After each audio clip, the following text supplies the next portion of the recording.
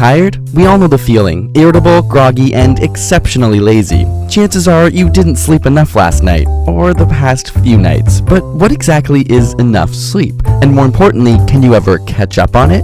While the very function of sleep is still debated by scientists, we do know that it's necessary to function efficiently and productively. After all, we spend 24 years of our lifetime sleeping, it'd better be important. Researchers have tested how much is required each night by assigning groups of people to 4, 6, and 8 hours of sleep over extended periods of time. After 14 days, those with 8 hours of sleep exhibited few attention lapses or cognitive issues. However, those with 6 or 4 hours of sleep showed a steady decline. In fact, after only 2 weeks, the 6-hour group showed a similar reaction time to a person with a blood alcohol concentration of 0.1%, which is considered legally drunk. The 4-hour sleepers suffered even more, occasionally falling asleep during their cognitive tests. In both groups, brain function decreased day by day almost linearly with no sign of leveling off. Scientists have dubbed this cumulative effect as sleep debt.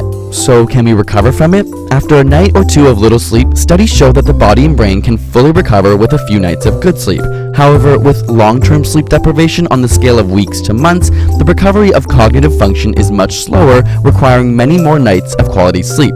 On the timescale of months to years, it's unknown whether brain function can be fully repaired or if it causes permanent damage. Paradoxically, with chronic sleep deprivation, your sleepiness or how tired you feel does eventually level off, meaning that you become less and less aware of your objective impairment over time. So how long should you sleep? Most studies tend to show that 7 to 8 hours of sleep is the average ideal for humans. Apart from the cognitive issues, individuals who consistently sleep less than 7 hours a night have an increased risk of heart disease, obesity, and diabetes, not to mention a 12% higher risk of death. On the flip side, studies have shown that while sleeping more than 8 hours does not impair brain function, it also carries an increased risk of heart disease, obesity, and diabetes, and a 30% increased risk of mortality. So too much sleep may also be a bad thing. But variation most certainly exists, and our genetics play a large role. In fact, individuals genuinely unaffected by only 6 hours of sleep were found to have a mutation of a specific gene. When scientists genetically engineered mice to express this gene,